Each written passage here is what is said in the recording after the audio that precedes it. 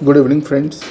This is Pratyush Parasir, and hope you are doing well in this pandemic situation of COVID. उम्मीद है कि आप अपना और अपनों का बहुत ख्याल रख रहे होंगे और इस खाली समय का भरपूर उपयोग ले रहे होंगे, कर रहे होंगे। इस खाली समय में थोड़ी वैल्यू एडिशन के उद्देश्य से आज मैं आपके साथ financial instrument, end S on financial instrument, इसके ऊपर हम कुछ चर्चा करेंगे। संभवतः ये चर्चा सार्थक होगी और संभवतः आपके प्रोफेशनल लाइफ या एकेडमिक लाइफ के लिए ये यूज़फुल होगा। तो चलिए शुरू करते हैं अपनी चर्चा। End S on financial instrument. End S on financial instrument शुरू करने से पहले दो वर्ड हैं, उन दो वर्ड का डिफरेंस समझना ज़रूरी है, ताकि जब हम फाइनेंशियल इंस्ट्रूमेंट की डेफिनेशन को करें तो फाइनेंशियल इंस्ट्रूमेंट की डेफिनेशन को करने में हमें कोई तकलीफ़ ना हो, क्योंकि फाइनेंशियल इंस्ट्रूमेंट की डेफिनेशन को करते हुए दो वर्ड्स हैं जिसके ऊपर अपने लोगों को चुनौती आएगी उन दो वर्ड्स के बीच में डिफरेंस करने में। तो जो चुनौती आगे आने वाली है, जो इशूज़ आगे आने वाली है, हम उस इशूज़ को क्लियर करते हुए चलते हैं। और वो दो वर्ड हैं, एक वर्ड है लायबिलिटी और दूसरा वर्ड है इक्विटी। वैसे फाइनेंशियल इंस्ट्रूमेंट के डेफिनेशन को डिस्कस करते हुए हमें तीन वर्ड को डिस्कस करना है, एक फाइनेंशियल एसेट्स, फाइनेंशियल लायबिलिटी और इक्विटी। एसेट्स का मतलब हमें पता है, क्योंकि एसेट्स का मतलब हमें पता है इसलिए एसेट्स के ऊपर, एसेट्स में अपने को कोई कन्फ्यूज़न नहीं होगी ज़्यादा। जो अपने को कन्फ्यूज़न होने वाली है वो कन्फ्यूज़न होने वाली है लायबिलिटी और इक्विटी के डिफरेंस में। तो हम सबसे पहले लायबिलिटी और इक्विटी के डिफरेंस को करते चलते हैं और फिर हम फाइनेंशियल इंस्ट्रूमेंट की डेफिनेशन को करेंगे। लायबिलिटी और इक्विटी, हमने आपके लिए एक पहले भी वीडियो अपलोड किया हुआ है, framework and presentation of the financial statement और इंड एस 1। उसमें हमने लायबिलिटी और इक्विटी को डील किया हुआ है। यदि आप चाहें तो उसे भी रेफ़र कर सकते हैं, लेकिन फ़िलहाल मैं यहाँ पर एक ब्रीफ डिस्कशन, उसके ऊपर एक ब्रीफ डिस्कशन करते हुए मैं आगे बढ़ूँगा। देखिए, लायबिलिटी को जो डिफ़ाइन किया गया, liability is what? Liability is a present obligation. Liability is what? Liability is a present obligation arises from the past activities of the entity, arises from the past activity of the entity, past activity, past event of the entity, and the settlement of which is expected to result in outflow of economic benefit. Present obligation arises from the past event and settlement of which is expected to outflow of the economic benefit. ये तीन conditions हैं किसके? Liability के। ये आपकी present obligation को denote करता है। ये प्रेजेंट ऑब्लिगेशन आपके किसी पास्ट इवेंट, पास्ट ट्रांजैक्शंस की वजह से अराइज होता है और इसकी सेटलमेंट के लिए इकोनॉमिक बेनिफिट का आउटफ्लो एक्सपेक्टेड होता है। इसे हम बोलते हैं लायबिलिटी। लायबिलिटी के बाद जो दूसरी चीज़ आती है वो दूसरी चीज़ है अपने लिए equity. What is equity? Equity को डिफाइन करते हुए इंड एस ये कहती है कि इक्विटी क्या है? Equity is the residual interest in the net assets after deducting the liabilities. Equity is the residual interest in the net assets after deducting the liabilities.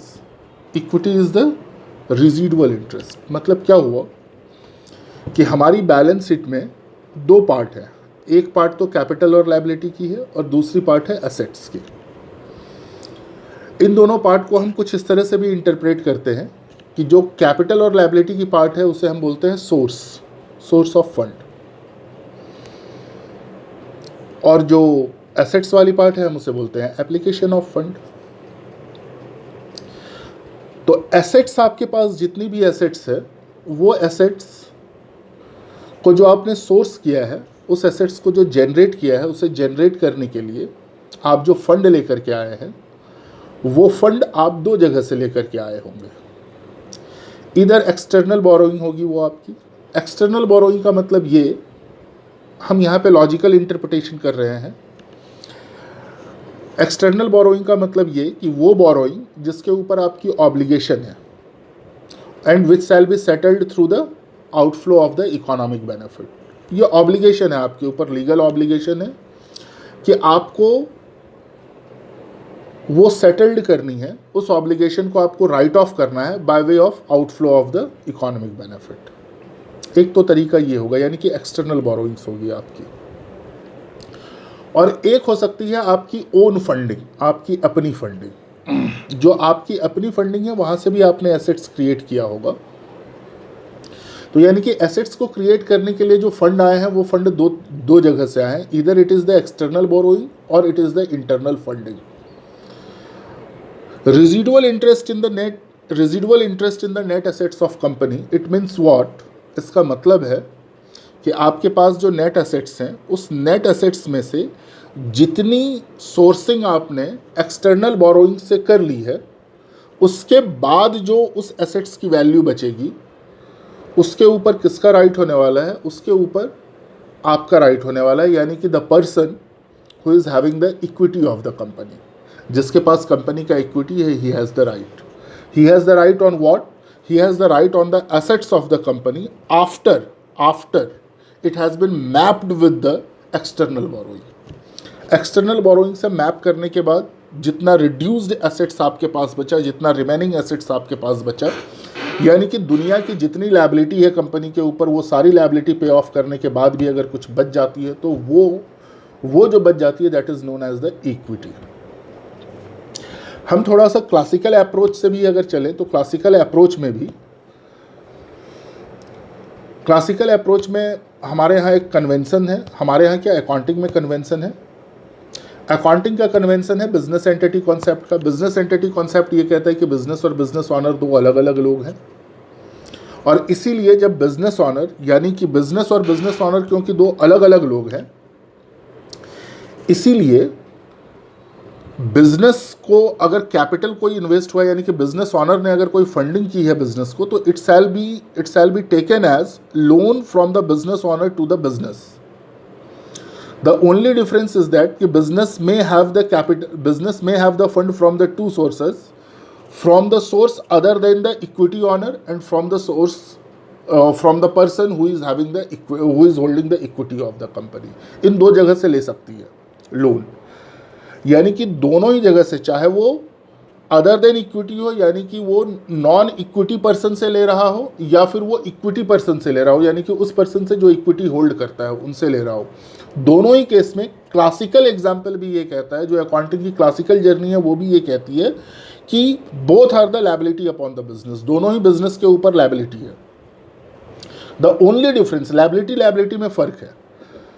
जो इक्विटी होल्डर से आपने, यानी कि जो ऑनर से आपने फंडिंग करवाई है, यानी कि ऑनर से जो बिजनेस में फंड आई है, उस फंड के ऊपर मॉरल ऑब्लिगेशन है बिजनेस की, मॉरल ऑब्लिगेशन है उसके ऊपर कि वो पैसा उसे लौटाए। मॉरल ऑब्लिगेशन है, कोई कमिटमेंट नहीं है। मतलब अगर बिजनेस को नुकसान होता है और बिजनेस अगर ऑनर के पैसे वापस नहीं कर पाता है, तो बिजनेस के ऊपर ऑनर कोई एक्शन नहीं ले सकता है। There is no contract and there is nothing is enforceable at the law between the business and the business owner. It's only a conceptual thinking that whatever the amount has been invested by the business owner within the business, it's a moral obligation upon the business to return. Moral obligation, I am using the word. But as far as external obligation is concerned, the business can be enforced. Business will be enforced by the law to refund those amount. This means the external borrowings are not the moral, it is the real borrowings, it is the legal borrowings which has to be paid. And for this purpose, the business has to make some outflow of the economic benefit. So what I am trying to say, either it is equity or either it is the liability. Both are ultimately is the liability upon the business, but only to show the substance of the liability, difference of the substance between the liability, we have the two line items in the liability side. One line item is equity, yani ki share of the person who is holding the equity of the company, and another one is the external borrowings. So whatever is the internal fundings in the company, that is the equity. That is the equity. This means कि if you are generating any assets,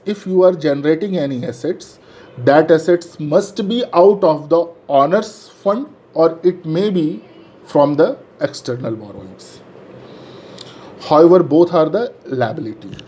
So in any normal case, if you are doing any contract, financial contract, for example, if I am a businessman and if I am taking any loan from one of my friend, so if I am taking the loan from my friend, it means what? It will affect, if I am taking the loan, it will affect my liability side. But at the same point of time, it may affect my equity side also. How? Case A, I have taken the loan from the friends on the ground that I will refund this amount after 5 years. That's fine. Whatever the interest is to be paid, I will pay the interest on annual basis and I will refund the amount after the 5 years. Fine. If this is the case, then I will recognize the loan as my liability and after the 5 years, I will pay off the loan. Present obligation, this fulfills the definition of the liability. This is, if I have taken the loan, this is the present obligation, arises from the borrowing of the loan, and for the settlement purpose, I have to do some sort of the outflow of the economic benefit. Fine. Case B, I have committed to my friends, please give me the loan of rupees 5 lakh right now, and after 3 years, up to the 3 years, I will pay you the interest. I will pay you the interest at the rate of the 5%. This is the subsidized interest rate. Or for say in market the interest is 15%, but I am paying only 5%. My friend may ask why you are paying, why I will accept the 5% interest if the market is having the interest of the 12%. Then I am replying him, I will pay you the interest of 5% per annum up to 3 years, and after 3 years I will give you the ownership in my company to the extent of 10%. This means you will be the owner in my company to the extent of the 10%. In this case, what is going to be affected? I have arranged the assets. I have taken the loan of rupees 5 lakh. This will improve my bank balance in the balance sheet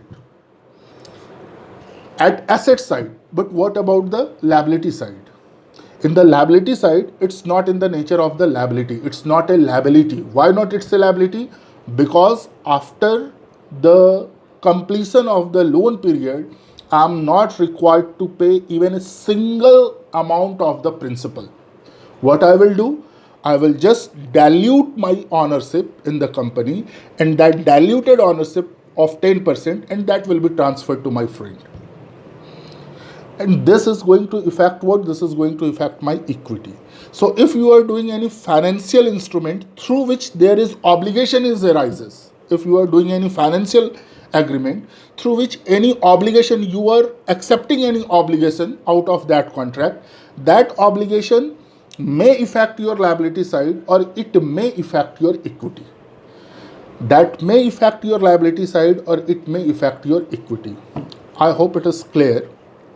From this example, I hope you must be clear how a financial agreement through which I am adopting any obligation, that obligation may affect our liability side, and at the same point of time, depending upon the terms of the agreement, financial agreement, it may affect our equity side also. Perfect.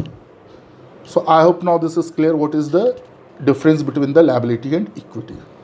Now we are going to do the definition of financial instrument as it is given in IND AS 109. What financial instrument says? What is financial instrument? It says financial instrument is a contract. Financial instrument is a contract. Let me explain you. Instrument is a technical word. It's not a general word. Instrument is a technical word. And technically, if I am not wrong, the word instrument is used for any document which can be legally enforced. Word instrument can be used for any document which can be legally enforced. So if I am saying ki which can be legally enforced, it means what? Ki anything which can be legally enforced inherited the word of the contract. This means you can legally enforce someone only if there is contract between two persons. So once I am using the word कि instrument is any document which can be legally enforced, it means it is inherited in this sentence that there must be the two party and there must be the contract between the two party. So if we are going to define the financial instrument, so instrument word in itself refers that there must be a contract between the two parties. And of course, if there is a contract between the two parties, then between the two parties, one party will have the some sorts of the right and another party will have the some sort of the obligation. One party will have the some sort of the right and another party will have the some sort of the obligation. And if the right has the nature of recovery, then it will be the financial assets. And if the obligation has the nature of the payment, it will be termed as the obligation. This means what? Now, let's go through the wordings of the Ind AS, how the financial instrument is being defined. Financial instrument is being defined as contract between the two party which gives rise a financial assets to one party,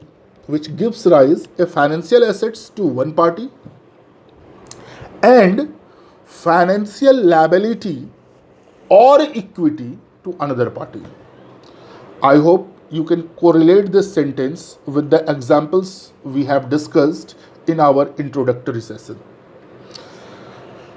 This is a contract which gives rise to the financial assets to one party and financial liability or equity to another party. The simple, you can repeat that example which I have explained. I have taken the loan, I have signed a loan agreement with my friend, and there are the two cases. Case A, I have told them that I will pay you the interest at the rate of the 12% for the 3 years, and at the end of the 3 years, I will refund this amount to you. This creates assets for my friend because that amount is recoverable from me. So as far as my friend is concerned, this is assets for him. As far as me is concerned, this contract creates obligation upon me. Obligation for what? Obligation for repayment. And since it is the obligation for repayment and it involves the outflow of the economic benefit, hence it will be termed as the financial obligation or the financial liability. So this is my financial liability. And in case B, if I am telling him and if I have convinced him that I will pay the interest at the rate of the 5% only, but after the 3 years, on the completion of the 3 years, I will make you the partner, I will admit you as a partner in my firm for the 10%, of the business, it becomes what? It's not my liability because there is no financial obligation upon me for the repayment of the principal. As far as interest is concerned, that is my liability. But as far as principal is concerned, that is not my liability. So as far as interest is concerned, that is my liability, and I will book the interest every year as my financial liability and I will pay it. But as far as payment of principal amount is concerned, that is not my liability because I have not committed to refund this. There is no contractual agreement between me and my friend to refund the amount. This is what? Through this, I am affecting my equity. So this will be classified as equity, not the liability. So if I am reducing 10% of my equity, this will be classified as my equity. So I hope now you are clear about what is the financial instrument. And financial instrument, if I am saying that financial instrument is a contract in which one party has the financial assets and the another party has the financial liability or financial equity. I hope this has clear to you. This is clear to you.